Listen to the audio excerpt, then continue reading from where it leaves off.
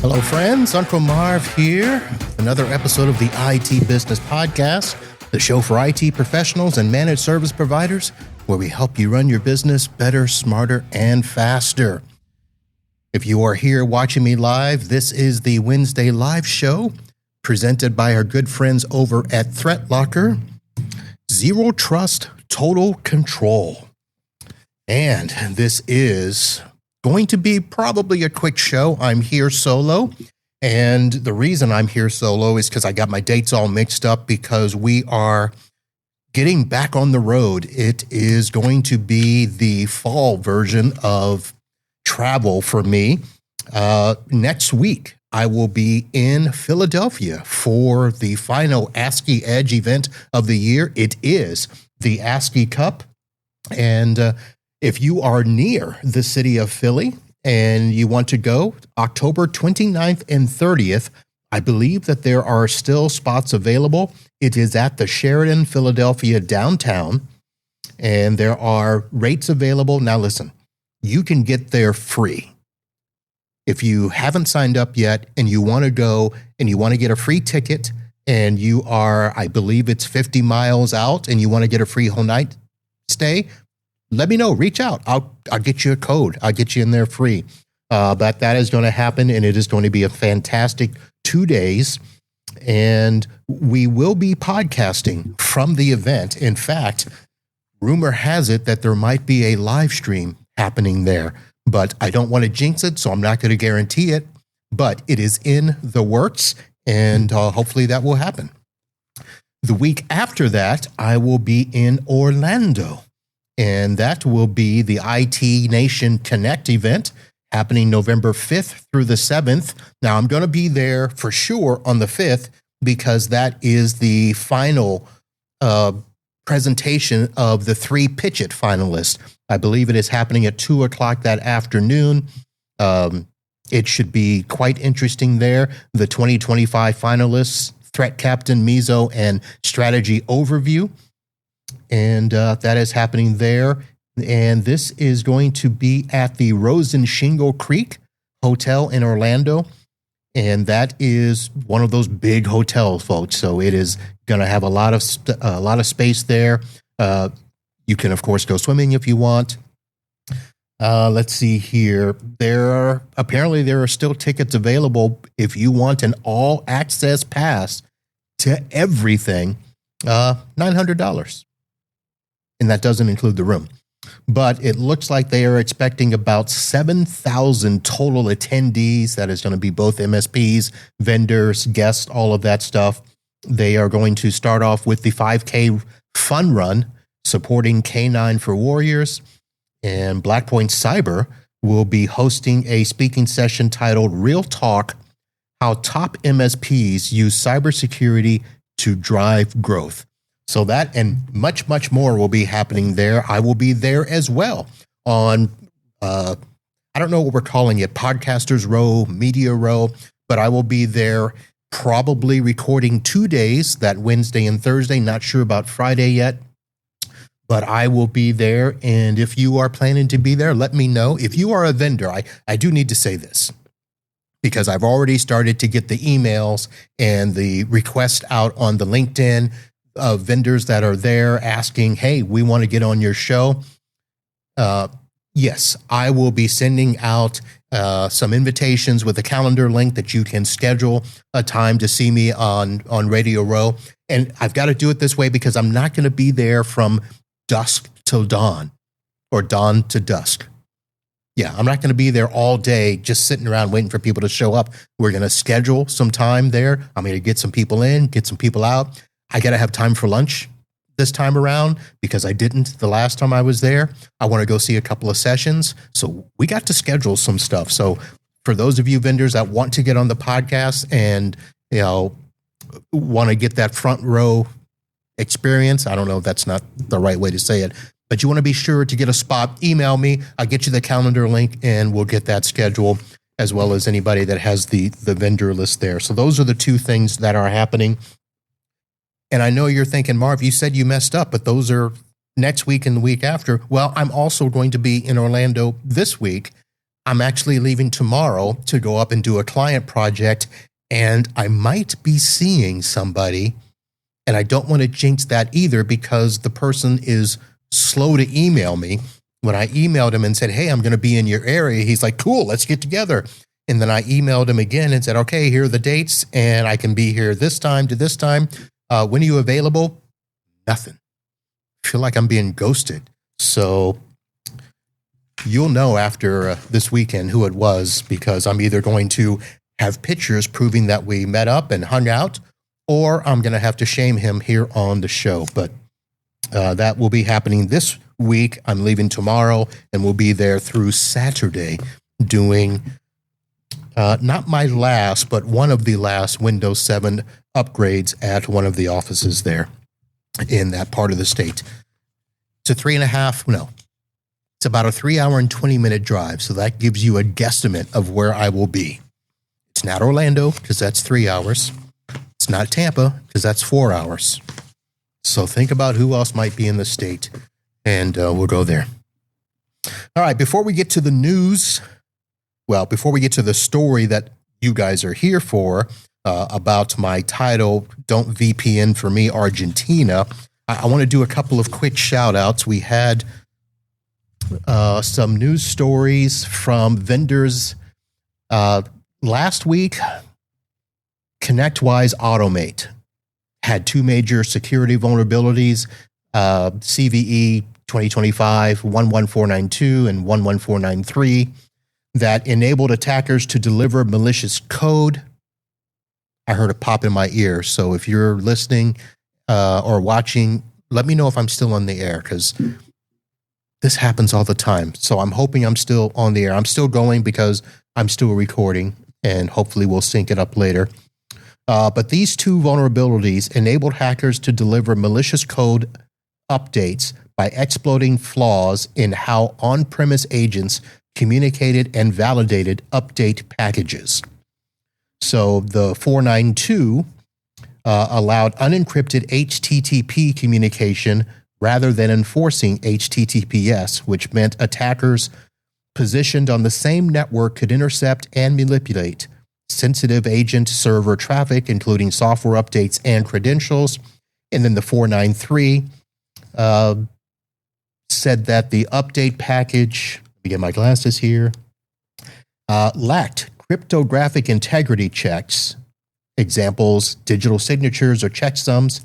And with that, attackers could impersonate the ConnectWise server and deliver malicious update files to endpoints, leading to remote code execution on managed systems. So I'm not going to go too much more into that, but just to let you know that ConnectWise did release Automate version 2025.9 on October 16th, which enforces the HTTPS. And you also should update immediately to ensure that all agent communications are secure, with HTTP fallback disabled and TLS 1.2 or higher enforced. So as of now, there's been no widespread active exploitations that have been publicly reported. However, advisory sources emphasize that the risk posed by these vectors and the need for immediate patching should be taken. And another vendor here, somebody that I've talked to twice as part of the IT Nation Pitch It, DefensX. They now have the secure browser that now offers native support for OpenAI Atlas, delivering integrated zero trust protection and AI safety features designed for enterprise and MSP environments at scale. This integration enables organizations to safely and efficiently leverage powerful AI assistants such as ChatGPT Atlas while maintaining enterprise-grade security, compliance, and real-time visibility for both human and AI agents that interact with sensitive data. So I'll have a link to that there. There's some nice little enhancements. They incorporating 6 layers of phishing protection, multi-factor authentication, breach protection, and advanced AI-aware data loss prevention. So all of that happening for our good friends in the channel here. Now, you guys are here probably because I put up this comment about don't VPN me Argentina or something to that effect. This is part of a onboarding that I first told you about probably going on 5 weeks ago. This was a small organization that thought it was going to be quick and easy to move away from their provider because their internet service provider not only gave them internet, they gave them their phones, and hidden inside that package were Microsoft 365 licenses, which were not part of their bill. And of course, I didn't find that out until I agreed to take them on. And as I was getting all of the initial information in the first few days, we were finding out that bits and pieces of their network were not where they were supposed to be, such as the 365. They did have a employee that was quote unquote the IT admin who, let me phrase this in a way because I don't know if that person will ever listen to the show, but I'm going to guess that they probably will. But that person really is not an IT person. They know some IT stuff. They have, I believe, a brother-in-law that is in IT. And this employee is probably the most tech savvy out of the office. So, of course, you know what that means. The most tech savvy gets to become the IT person in small organizations. So this person needed help. And I've talked with this person, not to worry. There's no hard feelings there. We've talked about it. That person is very happy that we are taking over a lot of the IP stuff. We're still going to allow for them to do some of the stuff that is more, user-centric, helping them with training and doing some of the things that have to do with their job duties that, are really not IT related or network related. We're going to oversee the infrastructure and all that. I believe I shared the story about the fact that when we tried to port out the phone numbers, because that was the one thing I wanted to do first, was get the numbers away so that we could then get away the internet, and come to find out that all of the numbers were not under the account that they were listed at originally, because there were some mix-ups in moves where accounts got disconnected, reconnected, and so phone numbers were kind of all over the place. And I had to request a special CSR report for all of the accounts to find out where all of the numbers were. And then, of course, come to find out, some of those numbers were not real numbers. They were made up internal numbers that could not be ported. So then we had to, of course, order new numbers for, it wasn't really super major. There was only one user that had an internal number because apparently that user never calls out. Don't ask me about that. And the rest were with things like conference rooms and stuff like that. So not a huge deal, but enough of a deal that it took longer to port out the numbers than we thought it would. Then we found out about the 365, had to get that all switched over. They are now all over at Zix App River. And then we had to, before we could disconnect the internet, found out that there were some people using VPN from home to get to computers inside the office, which we thought, okay, not really a big deal. We'll just put them on TrueGrid. This client also is the client that I went in and replaced a Cisco Meraki switch with Ubiquiti because they were having issues that they thought were Wi-Fi related, and they thought more cables would fix it. And I said, no, you don't need more cables. You need a better switch. The switch that was probably 10 plus years old, they were told it was new. And I'm like, nah, that's not new. So we put in the new Ubiquiti switch. And when they said, will you just take over everything? And I said, sure. So we also got them a Ubiquiti Dream Machine. And we did not order a static IP address because I wasn't told about the VPNs. So we had to order a static IP address. They're getting AT&T gigabit now. I believe it's the AT&T business fiber, which is not the dedicated fiber. It's the undedicated. So it's less than a couple $100 for gig internet there, which was much better. They were paying something like $1,200 for a 50 by 50 connection. Stupid, silly stuff. So everything was fine. The first 3 people I got on TrueGrid worked out great. The 4th person, I found out on Friday the day that we scheduled the remote session where I was going to remote into the computer, download and install my agent, get them set up on TrueGrid, was in Argentina. That's when I found out that my phone provider, even though I have long distance, won't call Argentina. So I call the phone provider and say, hey, how can I get hooked up to call Argentina? They're like, it's going to take a couple of days because we got to do this and we got to do this and we got to set it up. Can you call on your cell phone for now and then we'll figure it out later? And I said, I don't really want to call on my cell phone, but I do have a Google Voice number, which is the bat phone that if you were to call it, it goes straight to voicemail. But I turn on the bat phone, try to call Argentina. No, that won't work either. After I had put like $10 for long distance charges just in case, no go there. My phone provider is AT&T, and I thought I had an unlimited everything plan. So I called from my AT&T phone. No, nothing. So come to find out, nobody told me that this person had gone through a special route to get a US-based phone number. They just never turned on the phone. So between texting they use Slack at that office to contact this person, they told me that you need to do WhatsApp. And I'm like, I'm not doing WhatsApp. So they finally got the person to turn on the US number. So we call, all good, download my RMM agent, download TrueGrid. We get everything working, EDR installed, Threat Locker installed. Everything was good. Put them up with TrueGrid, got connected. And I said, okay, you're good to go. You don't need to use the VPN anymore. And hung up the phone. And about 20 minutes later, they called back and said, hey, I can't get to these websites unless I turn the VPN back on. I said, oh, well, that's interesting.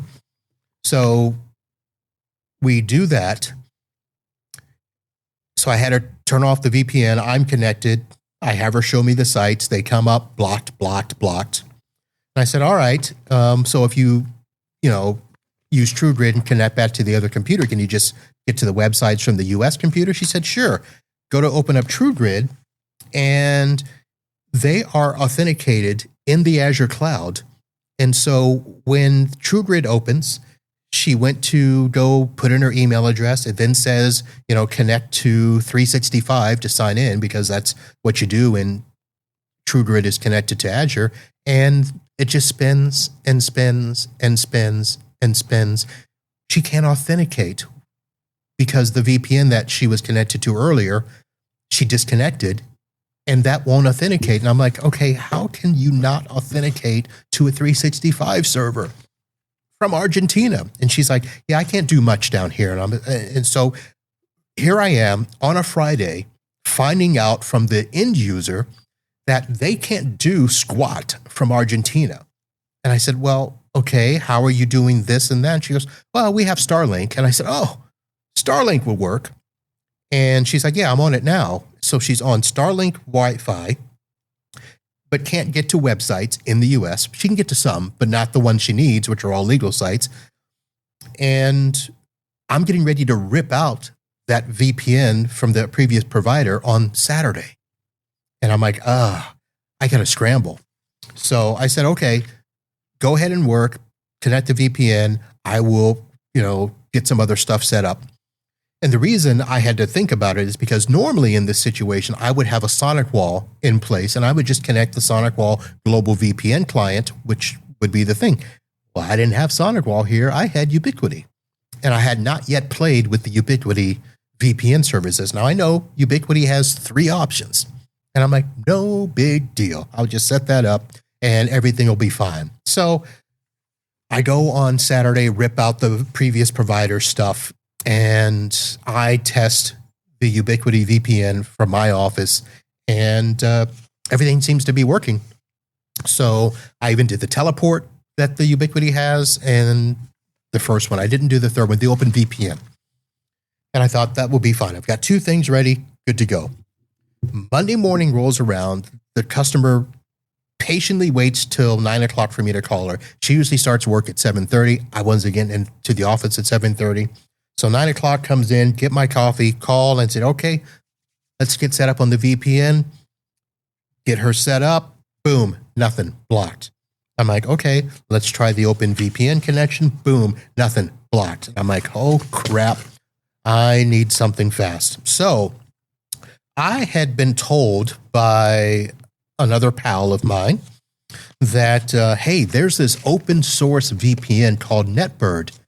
And so I quickly am doing my research on NetBird, and it is a peer-to-peer VPN service, much like OpenVPN, much like some of the other services. And I'm like, all right, I'll use that.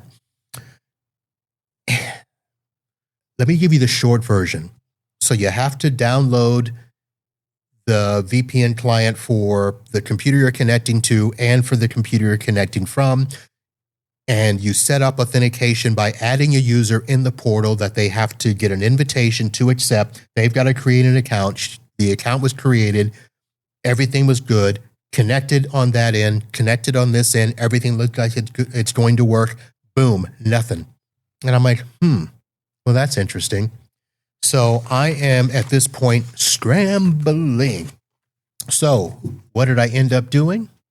I ended up using the L2TP connection in the Ubiquiti to get them connected. I looked at the connection that they had before. She was using the Microsoft VPN. I just looked at it. I'm like, you know what? I don't like it, but I will set that up.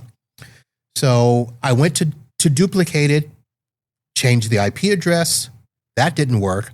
I ended up having to change several settings inside the Microsoft VPN before I could get it to work, including not just, setting up the MS chat, but there was another setting there. And then there was another setting in Ubiquiti to say, hey, use the less secure protocol for this to work.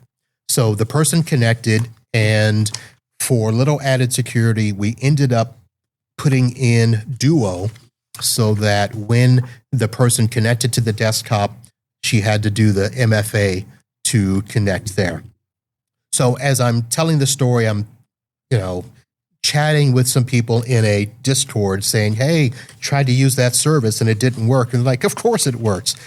And then, of course, everybody does what the in thing to do now is, let's ask AI, hey, can you use VPN from Argentina? Now, I didn't have the heart to tell these guys, I already did that same search. And I searched on all the sites that said, yes, VPNs are legal in Argentina. You should have no problem with any of the major services. Nah, that ain't true. So I did more researching and found out that, yes, internet service providers in Argentina do throttle or block certain VPN endpoints, primarily as measures to control bandwidth usage or enforce local content restrictions. This behavior is most common with well-known commercial VPN server IP addresses, making it difficult to access some sites or use VPNs for privacy or streaming at optimal speeds. How does Argentina restrict them? Well, the ISPs can block VPN traffic by filtering and blacklisting the IP addresses of commercial VPN servers. They also may use deep packet inspection to detect and disrupt VPN traffic patterns, especially protocols like OpenVPN. And then, of course, bandwidth throttling that often targets encrypted traffic, such as torrents or streaming, which we weren't trying to do, impacting even premium VPN users in some cases. And then they give the workarounds there. So that was a story that I just had to share. I couldn't quite do it in a Discord fashion. So if any of you guys that were in the Discord are watching, there's your answer. And if you have comments or questions, please throw them in the chat and I will address them. Now, I'm going to leave the rest of the show open. Well, I do have some other stuff to go over, but I'm going to leave some time here that if you have questions about my onboarding, my VPN usage, my TrueGrid, my workarounds, my Ubiquiti stuff, I would encourage you to put them in the chat because, listen, we are all here to help one another. And what better way to do it than to share my struggles with you? Mike Smith calls them his stories from the trenches. Some other people have things where they will come on and share their wins and losses for the week. I normally don't do that, but I think every now and then I should do that. So come one, come all, bring your questions, your comments, throw them in the chat. I see that, let's see, we are streaming live on LinkedIn, YouTube, and the Facebook. So all three of those comment chats will show up here for me. So throw your questions in there and I will answer them. And as you gather your thoughts together, let me go ahead and take some time here to thank our sponsors for tonight's show. Of course, our show is presented by ThreatLocker. With powerful application ring fencing, ThreatLocker contains threats before they spread. Approved apps just get the access they need, nothing more. Dynamic network controls lock down every endpoint, keeping ports closed and only opening them to trusted connections, preventing lateral movement and network infiltration. And of course, I encourage you to head over to the IT Business Podcast website, click on that sponsor link, and support all of the show sponsors, all of the affiliate links that I have, both past and present. And thank you to our patrons that also help to keep this show going. And hello there, David. Howdy. Horror story for a spooky month. Yeah, that wasn't actually the worst story. I do have a story, but I have to get it straight in my head because it's a head scratcher and I need some time to digest it and put it into a digestible form for you that makes sense, but it'll be interesting. Anybody else out there want to throw something in the chat? I do want to say that we did not talk at all about October being Cybersecurity Awareness Month. We have been so busy doing other stuff. Of course, Windows 11 was a big emphasis this month as we were trying to get all of our customers off of Windows 10. And interesting enough, do you guys realize that 51% of Windows computers are still Windows 10 or previous? Only 49% of the active computers actually are Windows 11. That is amazing. So I didn't plan to talk about that, but that was just something that I saw. That was a huge story. So, of course, customers like, well, why do I have to upgrade? Nobody else did. Well, we need to because hits are coming. So this year, CISA's theme for Cybersecurity Awareness Month was Building a Cyber Strong America. And it was themed that way to encourage all organizations, including MSPs, local governments, and small businesses to take concrete steps that strengthen resilience against cyber threats. The focus is on clear cybersecurity responsibilities for every sector, highlighting collaboration between public and private. In 2024, U.S. businesses reported a substantial rise in cybercrime losses, driving home the urgency for proactive cyber defense.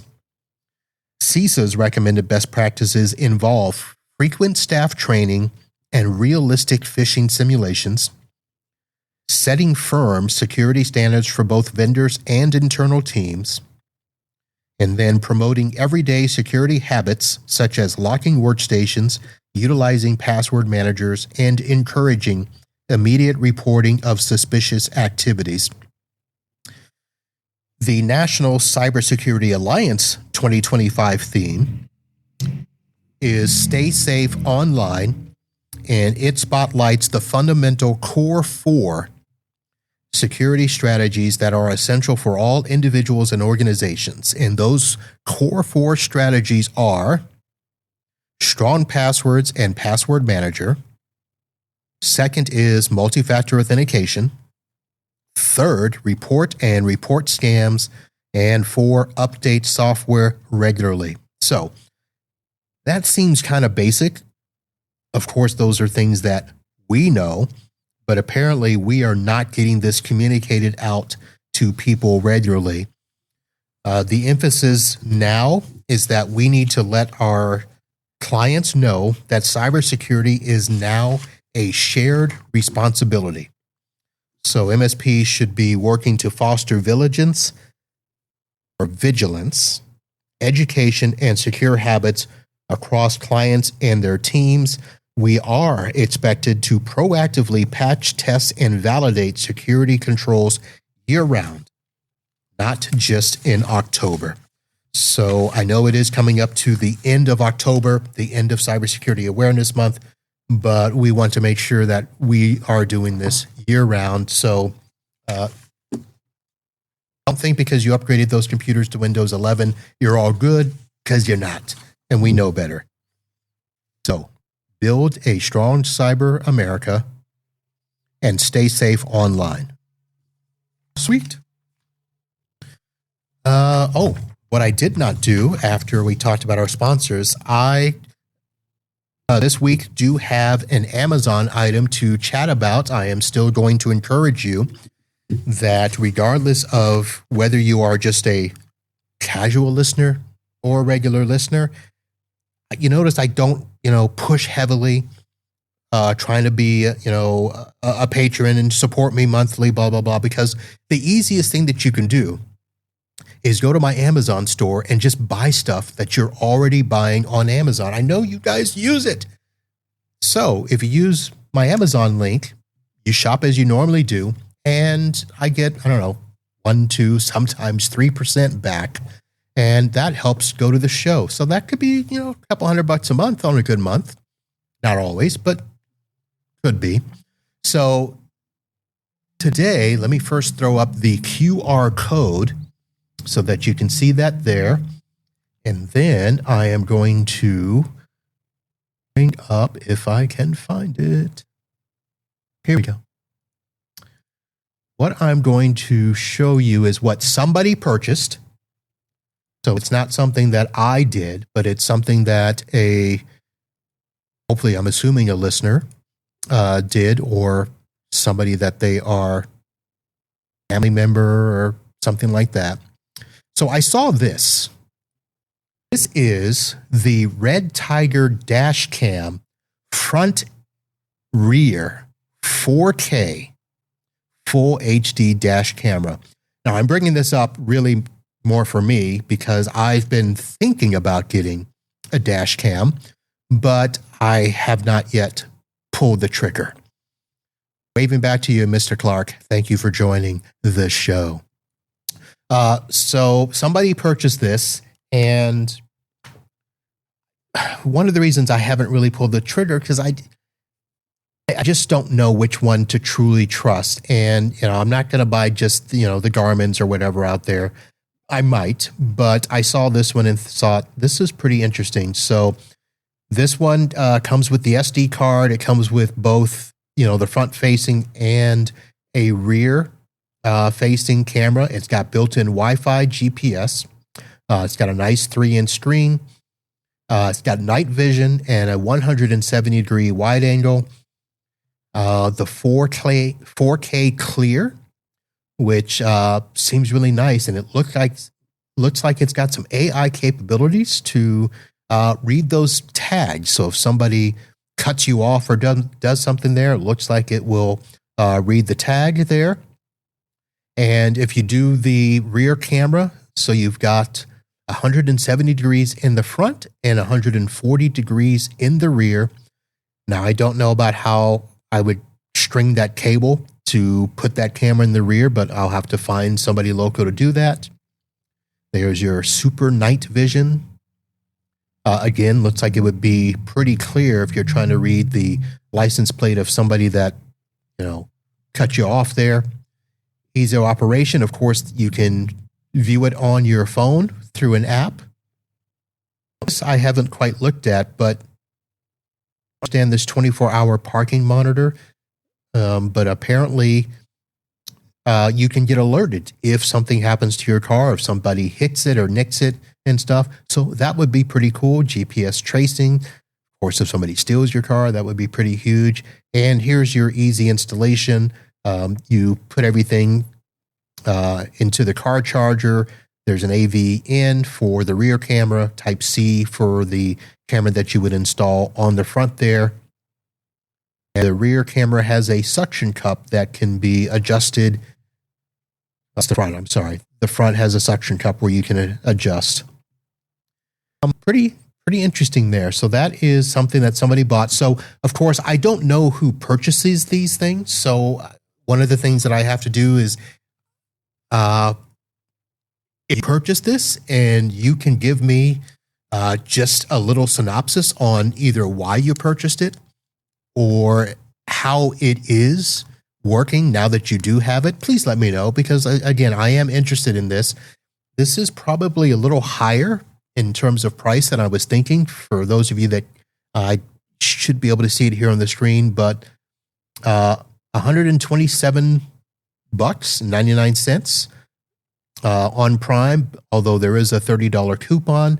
So I guess that's about the right price. Under $100 is kind of what I was thinking, but I have never heard of this company, Red Tiger, but seems pretty interesting there. So that is your Amazon purchase of the week to consider. If you are looking for a dash cam, there it is. If you're watching on the live stream or after the fact, there is the QR code right there that you can throw your camera up and snap it and go right to that. Or, of course, you can link in the show notes. So that is there. Corey, I don't know what that is. VIOFO A229, highly rated. I'm assuming that is a dash cam. So if you're please, because I can't really sit here and type and check stuff up while we talk, but I'm assuming that's what you're talking about. And again, a name I don't recognize, VIOFO. Is that how you pronounce it there? Yeah. Look at there. So let me bring this screen back up. That's what Corey sent me. He's actually commenting again. He did compare Red Tiger versus VIOFO. So, all right, Corey, we may need to chat some more. So the VIOFO A229 dash cam, also front and rear, with dual Starvis sensors. Don't know what that means. It does not say 4K, Corey. So it says 1440 plus 1440, although voice control sounds pretty good and supports a 512 gig card, 5 gig Wi-Fi. So it is 2K plus 2K front and back. I Starvis 2 is, but that must be something nice. Sensors. So again, looks like it would give a clear reading of a license plate. Yeah, capture clear license plates.